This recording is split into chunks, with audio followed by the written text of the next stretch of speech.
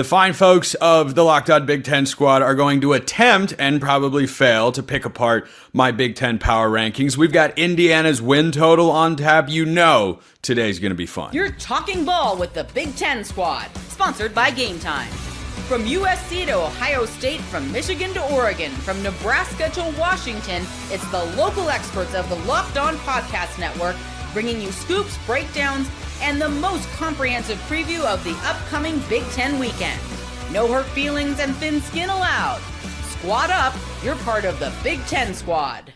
Happy Thursday, everybody. Welcome to this week's edition of the Locked On Big Ten Squad. I'm Spencer McLaughlin, your host. Mark Culkin of Locked On USC is here with Jacob Goins. Locked On Hoosiers, Craig Sheeman, Indiana guy of Locked On Big Ten. Zach Seiko, Locked On Nittany Lions. Roman Tomashoff, Locked On Huskies. And boom, right on time is Jay Stevens of Locked On Buckeyes. What an entrance. Oh my goodness. Absolutely electric. I swear we did not plan any of that. We do have a great show planned out for today. So in this first segment, this is really going to be a win-win for me because I'll either get to push back on why you guys are wrong, or you're just going to have to agree with me, and that's a win for me going in either direction. Goins is already counting down the minutes until we get to Indiana later in today's show. But I have compiled my Big Ten power rankings going into the season, and I'm sure we'll start with the top six. Is everybody good with that? Kind of the top third of this massive 18-team conference. All right, top six. I mean, you're running the show, so just tell us what. We figured you would have had a plan for this, but here we are. We don't want to debate Maryland to start. Maryland I can tell you is where Purdue is going to be. Those two teams are low on my list. Northwestern. We didn't want to start with them. They are low. No, here's where we'll start. You're gonna love this, Seiko. Yes, Mark. Just get rid of the bottom six. These teams are not in contention. Well, yeah, but then we'd be leaving out UCLA, and then we can't talk about Nico. And SEO dictates we have to talk about Nico. That's true. Okay, top six in the Big Ten in order. And Seiko gets to respond first for no particular reason. Here we go. Penn State number 1, Ohio State 2, Oregon 3, Illinois 4, Indiana 5, Michigan 6. Seiko, go ahead. Where am I wrong? I don't think you are. All I heard is Penn State was number 1. I'm good with that. It's definitely, your top three across the board. I think most people are going to see this as either Penn State or Ohio State number 1. Oregon's going to be third, because I'm sure if you ask Jay, he's going to say you're wrong. The Buckeyes are 1, Penn State's 2, Oregon's 3, and some sort of. Oh, okay. Wow. Sego. This is the guy who came on my show and picked Ohio State to lose to Oregon in a game they led by 34 points. He has been scarred many a times, is what I'm saying. Many times. Trust issues at this point in time. Penn State being the number 1 team is justified. Whether or not you agree with Spencer, it is justified because they bring back a veteran quarterback, 2, not 1, but 2 veteran running backs, 80% of the starting offensive line, star defensive end, star defensive tackle, star safety, and then there's going to be some new faces of the offense and defense that will emerge. Oh, and they added 3 veteran playmakers through the transfer portal at the biggest position of weakness, wide receiver. 3, a trio of senior veterans that are going to be pretty helpful in this offense, but this is going to be a run-first, run-heavy team. So all Drew Aller and those 3 transfer wide receivers have to do is not make mistakes. Which historically they've never done that before, of course. Jay, Ohio State at 2. Any objection there? Not really. No, I think that's actually a fair place to put them. Seiko, the reason why I have Ohio State 2 and Penn State 1 is due to what Penn State's bringing back and what Ohio State is trying to figure out right now. Ohio State on defense, they lost 8 guys to the draft. That's great. But you don't really know who's going to be filling in the holes. You may know their name. You're not sure how well they'll play. And so I get it. I am comfortable with Ohio State being here at number 2. Spencer, I was ready to come on here and go off on you, but I can't do it right now. Oh, this is sweet music to my ears. I needed this pick me up. I've had a long coordinator. I've had a long day at work. This is great. Would anyone like to push back on that top 6? I'll reiterate again: Penn State, Ohio State, Oregon, Illinois, Indiana, Michigan, and any non-takers for that top 6. I missed you say Illinois. That's really upsetting. I wrote down the top 5. I missed you say Illinois and was really excited about Indiana being number 4, which I'm still okay with them being in the top 5. I will say that I just think Indiana is better than Illinois. I think they have a better season than Illinois. I'm on the record saying that, and I am dying on that hill.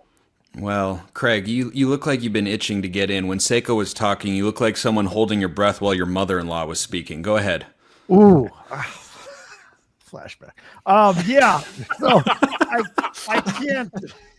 I can't quarrel with your top 3. However, look, the beauty of Illinois and Indiana is that'll sort itself out because they play each other pretty early in the season on September 20th. So my question becomes, where do we put Michigan? 6? Are they 4th? What's the learning curve for Bryce Underwood? And, is he lights out all season long? Is he mediocre in the beginning as he tries to figure it out? So, Michigan could move as high as 4 on this list, or maybe they're appropriately placed at 6. And I want to hear from Mark because I'm sure he thinks the Trojans should be on this list as well. Again, I asked what went into the thought process of these power rankings because I'm thinking you have to at least look back at how the team performed in their last game. And Oregon at number 3 seems a little bit high, especially considering their new, presumptive starting quarterback has a touchdown to interception ratio of 11-9. So, yeah, you're bringing in a lot of talent, or you have a lot of talent returning, but who's your quarterback? All I remember is what Ohio State did you in your last game. Why does that? Go ahead. I didn't know that the last game of the season was defining what happens in a team's next season. If that's so, where should Indiana be? Last? If Jay is going to be cool, thanks. At number 2, because you know a lot of names, but you don't know what you're actually returning until you see it in action. Why can't we say the same thing about number 3 Oregon? Right? I think I think it's the reason that I have them both behind Penn State, whereas most places probably would want to put Penn State behind them all. Also, to answer your direct question, Mark, about what went into my making of these metrics, I have been talking about all of these teams at some point in time and monitoring their off seasons rather closely on Locked On College Football. Roman has not yet had a chance to jump in. I want to be fair and equitable as neutral arbiter of all things college football over here. Roman, by the way, I saw that. You saw what? I saw his golf clap. He was supporting what I was saying. Oh, okay. Well, anyway. Yeah, I certainly have my questions about Dante Moore, and maybe, especially this flag behind me here has nothing to do with it. Maybe I'd flip Oregon and Illinois when we talk about returning production and all those different things. That's something I would just throw out there because the main gripe is I want to go back to something Craig said, where Craig mentioned, what if Bryce Underwood is mediocre through the first couple of weeks of the season and you drop a game that you shouldn't? That's something that is really just giving me pause when I think about Michigan this season. Is I'd never be comfortable throwing out a true freshman starter in week 1. And great, you have some runway to figure it out in the non-conference slate. But that's just something I will always just be a little bit reserved by, is especially placing somebody that high in the top third of what really could be a really deep conference this year. Craig, any additional thoughts in there? I think that's spot on. I think that's a pretty good take right there, especially the part we said. I agree with what Craig said earlier. I thought that was pretty good. I want to know what Mark's drinking in that giant bottle of his. That looked pretty good too.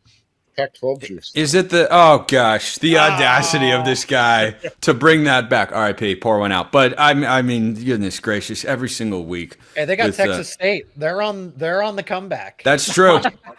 That's true. They're getting into the Lone Star State there. Look out for the Pac State, as some have referred to it as. We are going to refer to the rest of the show as still to come, because indeed it is, and it's going to be really fun. We've got the next 6 teams in my Big Ten power rankings, and any disagreement, where will Washington fall? They definitely won't be last. No, they're 17th. No, they're not 17th. They're 16th. So that and Indiana's win total coming up next on the Big Ten Squad. First, this episode brought to you by Monarch Money. Ever wish managing your money felt easier? And well, with Monarch Money, it can. Whether you're growing your savings or planning a big purchase, Monarch puts you in the driver's seat. It's like having your own personal CFO, giving you full visibility and control over your finances. Monarch Money is more than a budgeting app. It is a complete financial command center. You can track all your accounts, investments, and spending in one place. So in addition to managing your money, you're also building wealth. Do you have that one financial goal you've been wanting to reach for a while? Maybe cut back on your spending, maybe save a little bit more, whatever it is. Monarch Money is here to help you get serious about it. Take control of your finances with Monarch Money. Use code LOCKEDONCollege at monarchmoney.com for 50% off your first year. That's monarchmoney.com. Code LOCKEDONCollege for half off your first year. Check them out at monarchmoney.com. So after basically universal agreement that I nailed the top 6 in the Big Ten power rankings, we'll proceed with the next crop of teams. And Mark, I do factor in head-to-head matchups from last year, unless there has been like a significant undertaking in one side or both sides with the rosters. It's why Ohio State and Oregon both beat Penn State last year, but Oregon and Ohio State lost so much. Penn State brings so much back. They should be viewed as a top team in the Big Ten in my view. So with Michigan at number 6, next crop, Iowa, Minnesota, USC. Sorry, Marcus, the head-to-head difference. Washington, Nebraska, Michigan State. Well, if it's the head-to-head difference, then Washington should be above USC. Yeah, but there are other circumstances in there. Unless it fits his argument. He forgot to add that. You know what? That's my bad. I did forget that. Okay, hold on. I'm reading them one more time. Iowa at 7, then Minnesota, USC, Washington, Nebraska, Michigan State. I just want the fans to understand this, that we did not receive these beforehand. If you can't Nope. tell. So It's called live reactions. We're taping this ahead of time. We want to give the fans an authentic viewing and listening experience. Jacob, try to keep up. I'm not good enough to react to 8 teams at a time. I'm not good enough. Spencer's the most authentic person here. Well, we all know that is just false, but we wish it was true, of course. So, Mark, I'll start with you. If you were making your Big Ten power rank, well, okay, I'm presuming Mark would care to learn anything about another team in the Big Ten, and that is asking a lot. But hypothetically, Mark, where do you think USC should be? 5. 5. So you would put them ahead of Illinois. Absolutely. And USC Illinois, underrated, great game in college football this year. You would put them ahead of Indiana and Michigan. Yes. You may lay out your argument now, and then Jacob will push back. Since we don't know what's going on. So I'm thinking back to last year and the games USC lost, those head-to-head matchups, which, by the way, USC doesn't play Minnesota this year. So I don't know how that comes into play this year.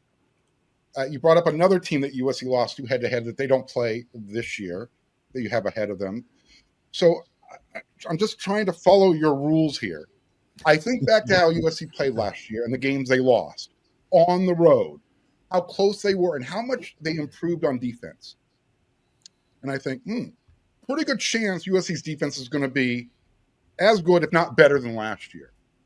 I'm going to assume USC bounces back a little bit on offense. So you combine all that, I'm thinking, because the team is, besides Penn State, who returns basically everybody on their roster, everybody else is right here. What's the difference between USC and Oregon? Oregon's off a season where they just won a Big Ten championship and do indeed have plenty of those pieces back. The staff has proven that they can go and win this conference championship. Oregon That's all. is coming off a game that they just got taken behind the woodshed in their biggest game of last year. And I have them behind that particular team in my rankings for that reason. With a quarterback that's got a touchdown to interception ratio of 11-9, wide receivers that you're unsure about, an offensive line that you're unsure about. I'm not unsure about anything. You were counting on Evan Stewart this year. You're not anymore. That is true. That is true. I do love the talent in that room, though. You're kind of in a flux, and you're relying on your defense. The defense that got its butt whooped last year. So again, what is the significant difference By the national champions, you leave that part out. You act like it was on a weekly basis, but it was in one particular game against the eventual national champions. Going back to what Jay said in the first segment, you know the names, you don't know what you're getting in production. So Ohio State's getting, well, they're Ohio State, so they're going to be good. That's what you're ranking them on right now. Well, if you came into that, if you came in with that approach for Ohio State in the last 10 years, when would you have been wrong? Until we actually see it. They're starting a new quarterback. They're starting 8 new guys on defense. They've got a lot to prove. Yeah. The number 2 because they played in the national championship game. I get that. But the difference between where you have USC and all those teams above them is negligible for the reasons I just brought up. You don't know anything about anybody's quarterback or what they're going to do because of all these new players they're going to be playing. Michigan. But Mark, you used a term there that I wanted to highlight, in particularly to USC, is until you see it. What has USC shown us that they should be a top 5 anything other? I talked about their improvement on defense, which was significant, a 10-point improvement, and their losses on their road. Until we see it, we can't believe it. I don't believe it. Great. Don't believe it. But I'm pointing out what is the difference. And that's really the argument we're having here. You know, Spencer went on this, this is my list, and it's right because I follow college football.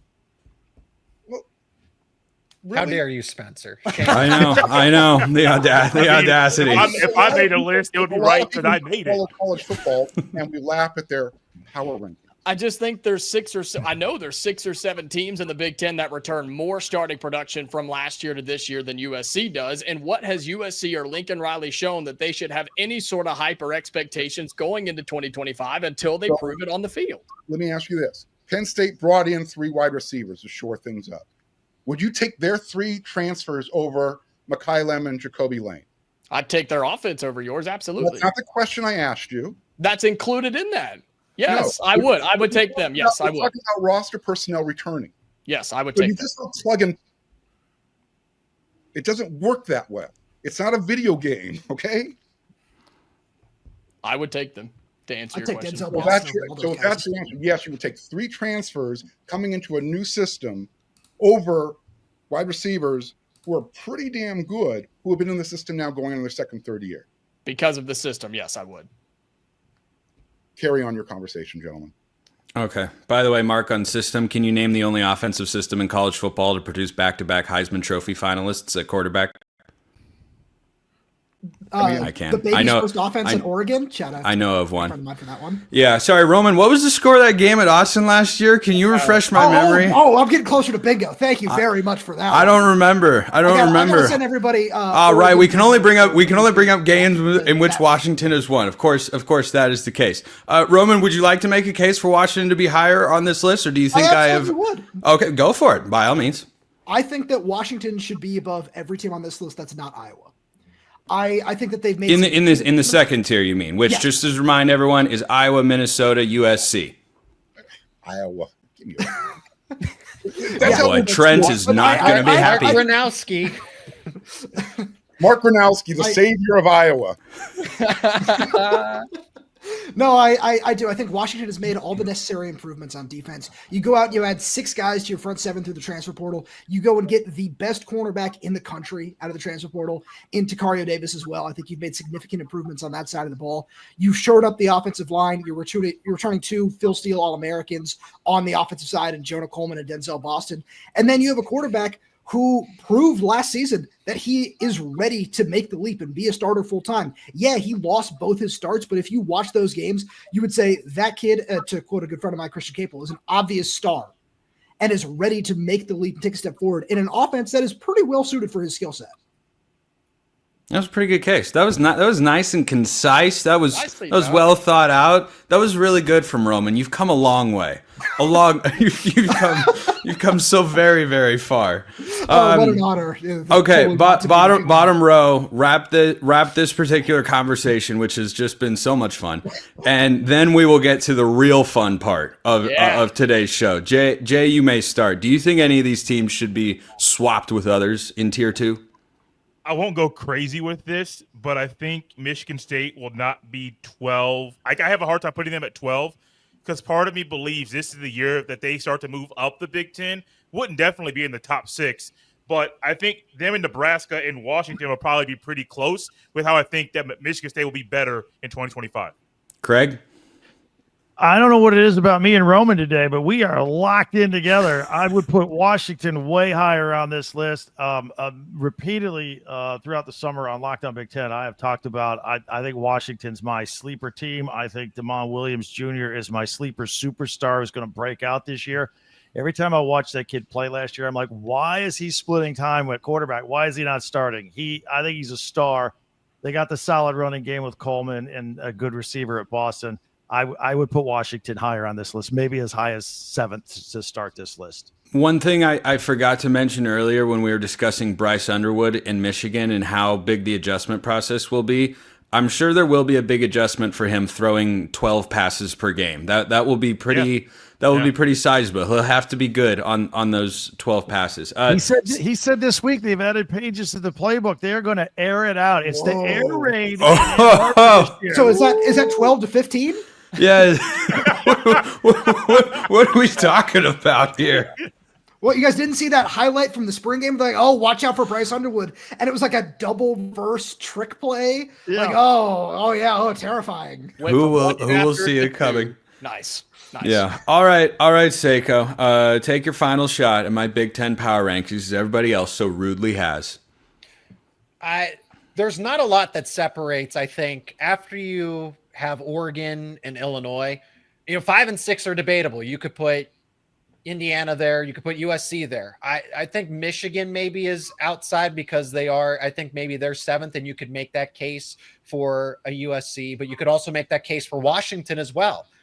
What does Washington have offensively that USC may not? A breakout star at quarterback potentially. Washington's running back is better, and Denzel Boston is really good. Despite Mark, I will give you the credence there that I do like Mekhi Lemon and Jacoby Lane a lot. If they were Penn State's wide receivers, they would go absolutely insane. But I agreed with Jacob that the system is better. But those individual wide receivers are better than what Penn State has versus its individual wide receivers. But system does help. So 5 through 8 are very debatable. If you said, hey, Indiana, USC are 5 and 6, okay. If you said Michigan's at 6, maybe I bump them down a couple of spots and put a Washington above them just because they do have a little more proven commodities coming back, if you will. I couldn't name a star. Who's that star running back for them? I would take Jonah Coleman over anybody that Michigan has to offer in its backfield. And the same thing with Denzel Boston. So Roman, take this and run with it. That Washington. No, he had his 6. chance. He's spoken enough today. In the top 6.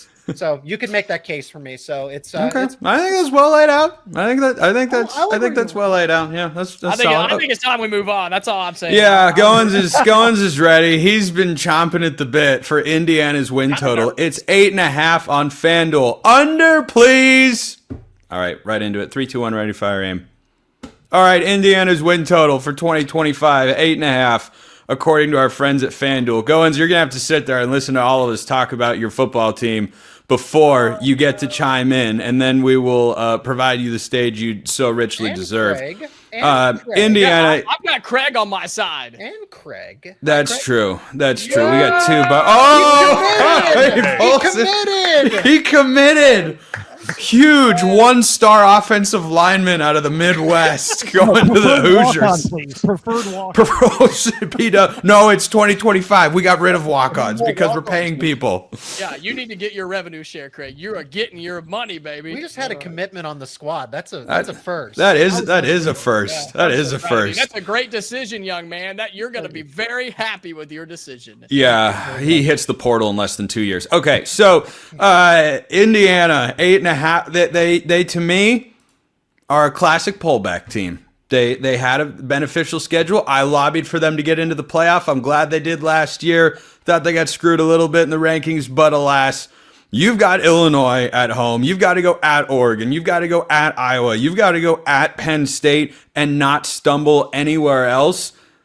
Under 8.5 wins for Indiana. At my own peril, I am going to fade Kurt Signetti here. Mark, you may start things off for the gallery. Yeah, I'm just hoping that Indiana's ready to play Illinois after that brutal gauntlet opening 3-week series.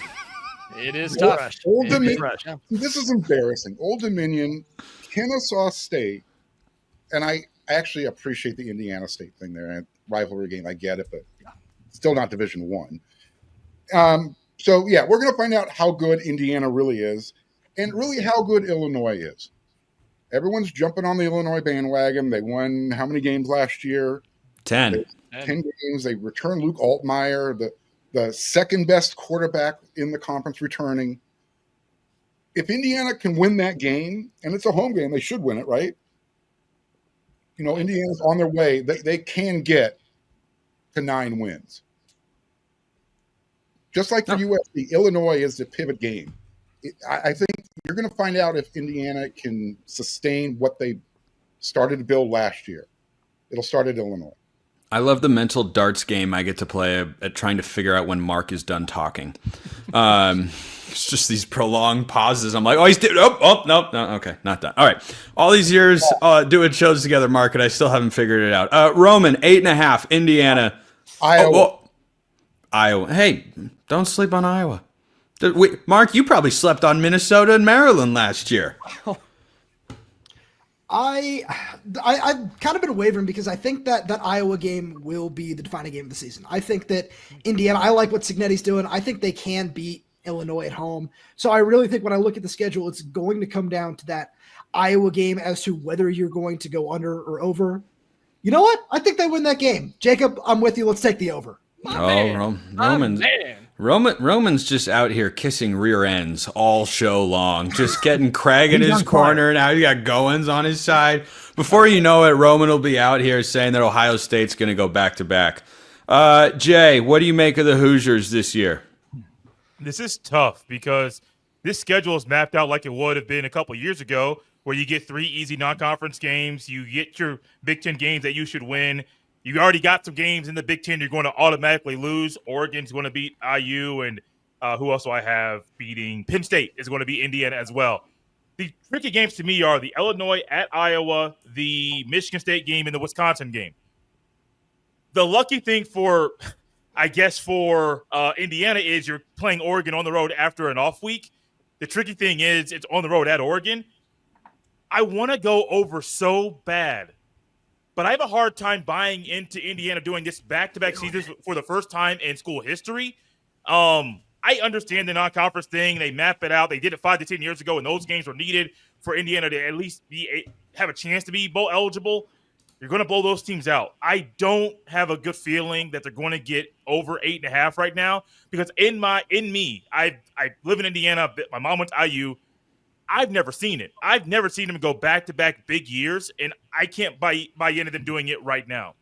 Jay, when you were talking about Autzen Stadium, I really wanted to make a jab about how hard it is to win there, there are certain things you don't talk about on this show, and that's one of them. Don't. Yeah, for some reason, 1st, with you, with anybody 1st. else, fine, but with you, I bit my tongue on that one for no reason in particular. I like that we're nitpicking games again. Just going to throw that out there. What do you mean? We're nitpicking what?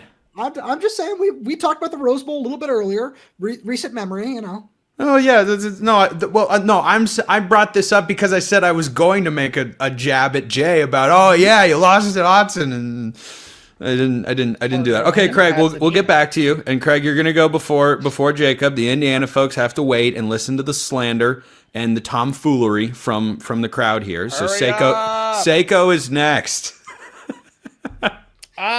So I mean, breaking in a transfer quarterback is still, you're going to have to get used to the chemistry. That's what I'm looking at because this schedule just does not lay out well for Indiana. Those games that are toss-ups, Illinois, Iowa, and I think to an extent because Indiana is good, but playing at Oregon obviously doesn't help them. Those games all back-to-back like that, when your QB is still going to have to get used to the system and the players around him. If those were at the back end of the schedule, I'd feel more confident to say, yes, this is a 9-3, a 10-2 team. But because this is so front loaded, where you're not going to know anything about yourself, you're not going to learn anything new against Old Dominion, Kennesaw State, Indiana State. That's where those 3 opening games really don't help the Hoosiers, because you're not going to learn anything about yourself. So Illinois is that first game. Illinois is bringing back the veteran quarterback that's been there for multiple years, that's shown progression each and every single year. Then you got to pivot and go on the road to Kinnick, and then you have a bye week, but then you got to go on the road to Oregon. So there's a chance they could go on a 3-game losing streak and then settle in. But by that time, you already have 3 losses potentially under your belt, with Penn State waiting. This is an 8-4 team based on that. Woo! Woo! Welcome to the club. Welcome to the under club. Jacob's puffing his chest out. Proud of you. All right. It's not the team's fault. It's the way the schedule sets up. Those teams are in the back end. I think Indiana beats them because they would get better, but you can't help the way the schedule. All right. Craig and Jacob have waited patiently. Craig, the floor is yours. First of all, Jay, what year did your mom graduate? She might have been my classmate there back in the day. You just committed.